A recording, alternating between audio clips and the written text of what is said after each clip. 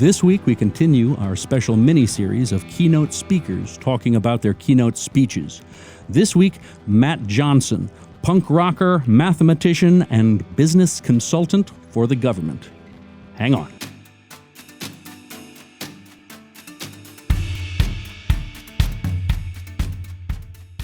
Hi, I'm Aaron Anderson. I'm here with Laura Bowser for Evolve Productions, and we're here today with Matt Johnson. Matt, how are you doing today? Hey, doing great. Thanks, Aaron. I've known you for a while, and I've always been intrigued with your story. Let me see if I got this right. You wrote a math book. It's true. You were in a punk band. Guilty. You worked at the Pentagon. Also true. And now you work in change management in a corporate job. Yeah, that's a head scratcher there, but yes, true. Yeah. So from the outside, those things don't go together that great. It's true. So you like to pivot. Yeah. So what's the deal, man? Can you just not stick with any one thing, or are they all the same? Well, this is a true test of a storyteller to see if I can somehow weave these seemingly disparate factors together. So let me take a shot. Is that all right? Oh, yeah, please. I'm dying. Wait, let's get a shot of us looking into the camera. It's a story that starts on the banks of the Mississippi River in Iowa. And basically what happened, I was born and raised in Iowa, originally studied mathematics. And honestly, if I'm totally forthcoming on this, I studied it because I was okay at it in my senior and junior year. Came in and just really doubled down. I liked the idea of solving puzzles. And so I went forward into the University of Iowa, majored in mathematics, and then actually went to do a graduate degree in a subfield called differential topology. Came out and started a PhD program. And as you mentioned, to make a living at that point in time, I was writing and editing math books, and got to a place where, I remember distinctly what happened. It was on a 3-day stretch because the type of mathematics I did was kind of philosophical. And so we would do a lot of abstract proofs. And so you would never know when the solution was going to come. Sometimes it would be in a half hour, and then you just feel so brilliant you couldn't stand it. And sometimes it would be 3 days, which is exactly the scenario I'm telling you about right now, where I was on the tail end of one of those. I hadn't really slept much, and I was working at the chalkboard in the math building. And I remember looking in the mirror in the bathroom, and I had chalk in my hair, bags under my eyes. And it was really a point where I was like, this probably isn't for me. And so I actually quit the PhD program and went on tour with the punk band that you mentioned. Okay. Wait. So you were like at a chalkboard, like with the crazy professor with the chalk and the board? Absolutely. And what I would do, it's even more sort of crazy than that, because I would write in this very small sort of 10-point font in script handwriting in chalk and fully justified, so that my mathematics was essentially a full, like just words everywhere or symbols everywhere, cover the entire canvas. It was very odd. I'm not sure where that came from. It's very a beautiful mind, very Russell Crowe and a beautiful mind. Yeah. I maybe I tried to model the behavior because I couldn't necessarily emulate the breakthroughs he had. But yeah, so I came out and I played in a punk rock band because I had been playing music for a number of years. What do you play? I sang. Oh. Yeah. So that is somebody who is a Leo and also cannot play other instruments. That's what you do. And so yeah, we got in the situation. I started going on tour essentially full time with that band as I wrote those math books on the side. And if you want to know about the inflection point that brought me back into the sort of civilized, employable world, we were on a tour, and we were out in California. We were on Interstate 5 between Fresno and Southern California, and we stopped at a thrift store, which was not an unusual occurrence. And for whatever reason, I was kind of bored, so I went over to the book section of the thrift store. And I saw a book called Brighter Than a Thousand Suns. And you have to keep in mind, as somebody who came up, I was a math philosophy major. And so I really didn't read anything other than math and philosophy. And as a kid, I didn't necessarily read that much, but I bought this book and it was 50 cents. And in the process of reading, it's a book that was written in like the 1952 about the Manhattan Project by a German man. And it was incredible because as I learned about this situation, which I didn't really have that much knowledge of, I learned about how 125,000 people came together with the sole purpose of developing a bomb. And it was a sort of a different focus on the project that wasn't just about the sort of, devastating qualities of the weapon they created, but the power of people to do incredible and impossible things when they come together. And so in that reading of that book, I really got kind of transfixed by the idea of that and started to read more books about national security, economics, global affairs, and things. And so I decided, as that band started to wind down, which they all do, by the way, when you play in punk rock, right. To go back to school at the University of Michigan and get a degree in national security so that I could come out and work in government. And so I did that degree and came out to work in the Obama administration, the Office of the Secretary of Defense, doing essentially what you consider as large-scale government change initiatives. So we work in post-conflict environments like Chad, Cameroon, Nigeria, Bangladesh, Philippines, and then even the Ukraine after the Russians invaded, trying to figure out how we could partner with those countries to actually establish stability in the wake of what we called contingency situations, which really it's mostly countries emerging from conflict or some sort of unrest. That's cool. Wow. That's awesome. So, Matt, I mean, with all of this, you've emerged a storyteller and you're doing, social change and culture change work within large organizations. What led you to that and what led you to become a writer? Yeah, absolutely. Believe it or not, I was trained both in part in the University of Michigan, but in the government as well. I had an ambassador who was a professor at Michigan. His name was Melvin Levitsky, and he taught a class on foreign affairs. And the key takeaway was not any of the situations or history that we learned about. It was how to write a one-page memo, because he was sort of he was raised. He worked for Reagan. He worked for Carter. He worked for a number of different presidents, and he was the ambassador of Brazil and other countries. And he was sort of indoctrinated with the belief that you should be able to express, no matter how complex the issue, you should be able to synthesize it and make recommendations in a one-page memo. And so he drilled us intensely on how to do that. And being the people pleaser I am, when I received my first memo and it said B-, you can do better, I took that as the challenge that I would. And so I learned it there. And then when I went in the Pentagon, I worked for 3 different secretaries. I started with Robert Gates, who would read all 297 pages of the prep binder before a meeting and ask you about tab AF. But, as he transitioned out and Leon Panetta came in, Panetta did not do that. And so everything had to be distilled down to these memos. And so in the process of sort of writing one after another, I got to a pretty good skill for distilling down information. And I started to wonder if you could tell nonfiction stories in this same format. And so I started a blog called American Bureaucrat, where I made these one-page government-looking memos that were essentially just little nonfiction vignettes about America. And that caught on enough. And by the way, when I say caught on, I'm talking like 200 people that big time. I decided to make them into a book. So that was the first book, was American Hearts. It's just a collection of stories about America. That's awesome. And now you're writing a second book, or you're about to publish a second book on work songs. Is that right? It's true. Yeah. I spent the last 2.5 years working on this one. And this one I'm really excited about. It's similar. It's a collection of nonfiction essays. I think it's got a little tighter theme, and it's, if you really look at it, it's this. For as long as we've had language as a species, we've had songs affiliated with the work we do, whether it's sea shanties or field songs or the old industrial hymns of the 1800s. We had songs that would help us to sort of define and construct meaning and syncopation around the work we do. But beyond that, it would also help us provide an identity and a sense of purpose that might help us endure some of the challenges that we would experience in those jobs.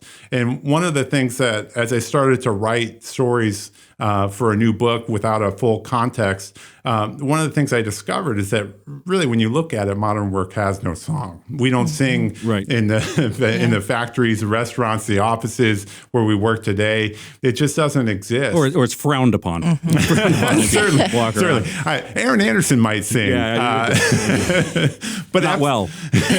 and so I started to ask myself probably a much too philosophical question, which is what happens to a society when they lose the songs they used to sing at work? And I think, when you look at people who right now are really struggling with high disengagement and a lack of meaning and purpose, I think we could really view this book in that context. Not necessarily that we should dust off the songbooks and try and sing those old songs because it would give us purpose, but to actually just connect with stories. Because if you look at those things, that's all they were. That's a little Joseph Campbell going on there. Absolutely. Joseph Campbell is prominently featured in the book, actually. And that's kind of what I did with this is if you look at, sort of behind the curtain, the rhetorical approach that I took to this book, it was find a really compelling, interesting historical example, and then link it with some of the biggest and oldest and greatest ideas throughout history. So you'll find if you read it that it's a random professional skateboarder somehow connected to Franz Kafka. Obviously those connections. Those That is connections. awesome. I think everyone can see those. Oh, absolutely. Who wouldn't? So, Matt, research shows that 75% of the U.S. workforce is actually actively disengaged. And I know you were speaking to this a little bit earlier. What are some of the stories in your book, and what advice would you give people that are looking to reengage? Yeah, absolutely. And you're right. It's really tragic if you look at 3/4 of the American workforce right now. When they talk about disengagement, what they're really saying is that on a Monday morning, I am not at all excited to go to work. There's not anything that draws me there to learn and grow. Only 75% of people say Not a problem at all. Yeah, only 75%. And of course, we could quibble on the margins of, how those people were feeling when they took the survey. But I think the point stands that there is something going on here. So disengagement is when you're just not happy about being at work. Yeah. And you're just not feeling like there's much opportunity. You're not learning. You're not growing. And the research has sort of fleshed out a lot of the mechanics on what might be driving that. So that wasn't as much my focus. My focus was more on a sort of philosophical level, which is what does it mean when you have so many people who may not, and in fact do not enjoy going to work, who continue to do it? What does that actually do to us as a society? Right. And so to look at that question, I just looked historically because I thought about it. And I was like, you know what? We work in cubicles, many of us, and restaurants and coffee shops. It certainly doesn't seem as bad as those people who spent 16 hours working on the line with no AC and abusive bosses, physically abusive bosses. So I started to wonder, historically, was this an issue?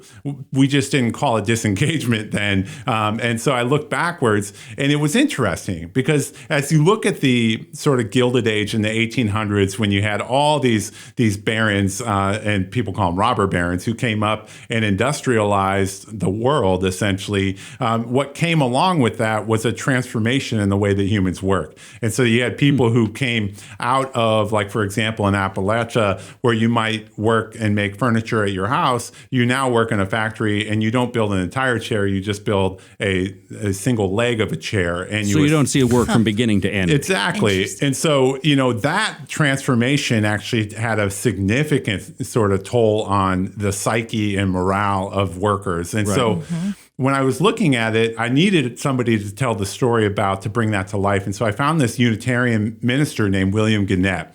And he was a sort of principled individual, and he looked at this issue and he tried to figure out, what could I say that might help these people who are going through this, who are struggling at work?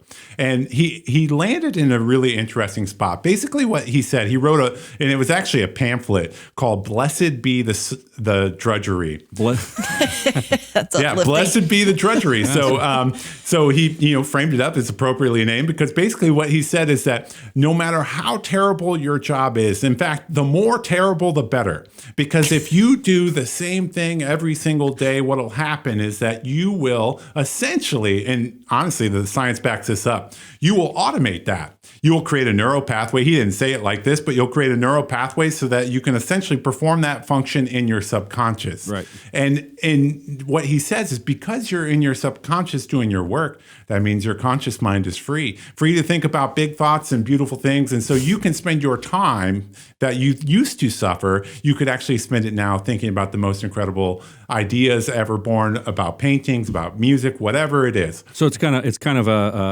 a request to daydream at work. Absolutely. And so what's interesting, and so do I buy it? No, I don't buy it. But what's interesting is if you look at the story, that pamphlet sold millions of copies. Wow. And that With the name drudgery in it. Yeah, blessed be the drudgery. He basically said that drudgery is the gray angel of success. Basically, Motivational poster. Yeah. Oh, Wow. And that's marketing right there, man. Oh, absolutely. And what was interesting is if you look at, well, why would that be that millions of people would want to essentially say that, yeah, my job is terrible, but it's going to set me free. And I think when you look at it and zoom out and have the luxury that we have of having so many thinkers sort of approach this issue, it becomes more in line with what Viktor Frankl, the psychologist, said, which is basically suffering ceases to be suffering at the moment we find meaning. And so that pamphlet, even though it may have just been a little bit wild and harebrained by our standards, gave people a reason and meaning behind their suffering. And that's what they were hungry for the most, and actually helped them alleviate some of the feelings that they were having against the work they were doing. So how does that right now in sort of pop culture psychology, you go in the airport and the bookstores, and there's stuff on grit, and there's stuff on perseverance, and there's stuff on grinding it out. Is this related to that in any way, shape, or form? Yeah, it's interesting because I think if you look at the sort of evolution of the way people write about work, there has been a persistent fascination with the idea that if you put your head down and you give everything you can, that we will achieve great things. And that is sort of and we could talk about Joseph Campbell and Kurt Vonnegut and the shapes of stories, but we love that story so much that you can, by your own hands, actually create a new, better destiny. And I think I put a story in the book on this, actually. It's a guy named Andrew Wiles, and I love this story. It's in the 90s. He's a math professor, and he's at Cambridge. He's a Princeton math professor. Probably covered in chalk writing on a blackboard. Oh, absolutely. No, this guy's the next extreme on that, because what he did is there was basically a conference, and let me spare you from ever having to go to one of these things. Thank you. They're really, talk about blessed be the drudgery on those situations. They are tough, and it's like very intense where people talk through their papers, and it's interesting for the 5 people who know that subdiscipline, but for anybody else, it's just hieroglyphics. And you get to a situation where he's up there and he's on the 3rd day of a 3-part series for his talk, and not very many people in the room. Nobody knows what he's about to do. But midway through that last talk, he says, implies Fermat's last theorem. And so at that moment in time, that is so Fermat's last theorem, for those who don't know, was the most famous unsolved math problem in modern history. Certainly, it was over 350 years old. Fermat wrote it in the margins of an old Greek text. And I love this. The reason he didn't write the solution is he said, there's just not enough room in the margins of this book to write it. Don't worry, I've solved it. So I'll just write that. You can solve it. So this guy at another conference just implied this is the solution to Fermat's theorem? Fermat's last theorem, absolutely. Wow. So the next day, it's on the cover of the New York Times. Gap called him up and said, hey, we'd like for you to model these denim jeans, which I actually don't think that was a great marketing decision.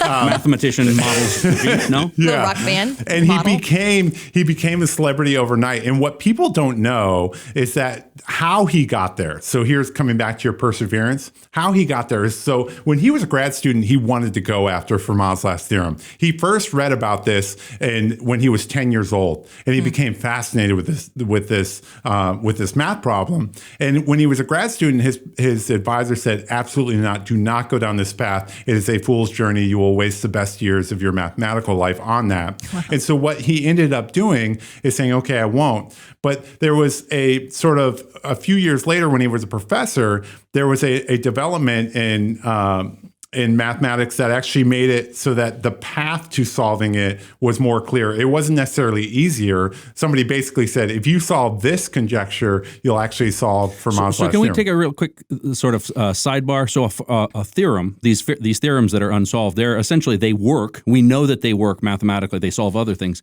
but we don't know the actual mathematical proofs that show that they work. Is that right? Yeah, exactly. Yeah. And so basically, that's 100% it. And so everybody, you can test these things up to, So it's sort of like a black box. You do your math. You know that all this is right, and then there's a point in the middle. You're like, well, we know that it's true. We just can't prove it, and then you jump to the next bit. Yeah. And that's what a theorem is. Yeah, exactly. And you have to sort of use pre-established results that have been proven to be able to prove the next. So what he did is when he heard about this conjecture, he said, I'm going to prove it. But he was smarter this time. He's like, I'm not going to tell anybody. So he tell his advisor because he'll stop. Yeah, he told no one. He was a professor at Princeton. And so he actually took a sabbatical, a very extended sabbatical. He spent 7 years in the attic of his house trying to solve this problem. He spent the first 2 years just trying to figure out how to approach it. And then from there, actually just grinding and grinding and grinding. And so the way he described it after he solved it, he was on a PBS program called Nova. And he basically was telling them, he's like, it was like I was in a dark mansion. And I was fumbling around and I was feeling the furniture and I was trying desperately to understand the layout of this house. He's like, but I couldn't happen it or put it together. And he's like, but then all of a sudden, inexplicably, the lights came on and he had this incredible revelation and he solved it. And I think that's how it works. And so, of course, we love that story because it sort of incentivizes us to grind with hopes that we will have our eureka moment. So I put it out there in the book with caution because I think you've seen the other side of that story, which is people who toil the best years of their lives on fool's errands. Right. But it's an inspiring story, no less. Well, I read so in my doctoral program, we read a number of books, and that is the way that science tends to work a lot. You work, and you hit a wall, and you keep working, and then a year later, you're getting on a bus and it comes to you. Yep. So it is this idea of perseverance or work. And there's something about the subconscious. There's a whole bunch of stuff that seems to be working here. Yeah. You can essentially give your mind the fuel to continue to work on that problem in the background. So speaking on perseverance, 2020 has been a very interesting year. Is that the word we're using now? Interesting. We're just going to say interesting. You've got global pandemic. You've got social justice and social movements happening across the country. What does your book say to maybe speak to some of that? Yeah, no, I'm glad you asked. And, I have a tendency in the music I listen to, in the books I read, to always trend towards sad songs and hard hit people. And so I think because you read pamphlets with a drain drudgery. Blessed be the drudgery. But when you look at it, I think, so historically, I wanted a story that embodied this too, which is basically beyond sort of, traditional like meditation, which I think is one of the most powerful things you could do. And some of the stuff you're seeing now in terms of wellness, what other means did people take to essentially navigate these things? And so we talked about Viktor Frankl and how if you have meaning, you can endure some really, really hard times. But I wanted something a little bit more tangible. And so I actually found this story from World War II. And it's a story about, essentially a year into the war, publishing executives started to wonder, I wonder what those soldiers are doing with their free time. Because they had started to hear that. Do you want to know? I know exactly. Do you want to know? Exactly. And there was a lot of military leadership at the time. We said, we don't have a way to occupy them. There is a surprising amount of downtime, as you know, Aaron. Hurry up and wait, mostly wait. Yeah. And so they were worried about morale, and they were worried that people because they're smart would self-destruct. And so these publishing executives said, well, we could give them some books to read. And so this was kind of two-part. So 70 different publishing companies came together. I love thinking about publishing companies embodying this sort of ethos of great quality companies. Not sure they do, but But at the time they did. They came together and they formed a coalition. They said, look, we need to get these soldiers some books to read. Books on a variety of topics, whether it's nonfiction, poetry, famous speeches, and certainly a lot of famous literature. Right. And they said, but we're in the middle of a time when basically everything is being rationed. And so they came up with a concept where they said, let's not give them traditional paperbacks or hardcovers because we can't officially, supply all that stuff. What they did is they made what they called armed services editions of these books. And so some of it was, let's condense it down. And then what they did is when they designed them, it was all printed on newsprint, and then they were designed to fit in the hip pocket of a traditional military uniform so that you could carry it with you and read it as you go. Kind of like those Reader's Digest things. Yeah. Absolutely, yeah. And so it was one part, let's keep the troops, engaged so they have something to do on their downtime. And then the other part was the Nazis were burning a lot of books, millions of books. And there's a poster that FDR put out at the time about how books are weapons in the war for ideas, and you can burn a book, but you can't burn an idea. And what he did is he said, let's make sure the books that we send are important in terms of the ideas that we want soldiers to spread. And so it's an interesting concept. So what they ended up doing is they ramped up production. They got over 1 million copies of various titles over there. And there was something that happened that they didn't expect. And that's, and it was something that only the authors knew. Because there's a woman named Betty Smith, and she wrote a book called A Tree Grows in Brooklyn. Yeah. And a famous book. And she received over 10,000 letters from soldiers. Wow. Soldiers who weren't just saying, I really enjoyed your book. Soldiers who were saying, you saved my life because you gave me something to believe in. And I believe one of the quotes is, you give a fella the chance to think that there's still good in the world. And another soldier wrote, and he said, I named my firstborn daughter after you, and every time I say her name, it will be in tribute to you for this book you've written. Well, that's a good letter to get. Yeah. Oh my God, yeah. And so, author after author is saying this. And so what they found is that those stories were actually helping people navigate the hard times. And so you had some really tragic situations on Omaha Beach, for example. You had people sitting beneath a ledge who were bleeding out, who chose with the last moments of their life to read a book. To read a book, not to escape, but to actually connect. Because what happened, particularly with The Tree Grows in Brooklyn, it's like coming of age tale of a young girl who's raised in Brooklyn. It's kind of a hard knock story. Her father's an alcoholic, and there's no money, and she has a dream to go to college.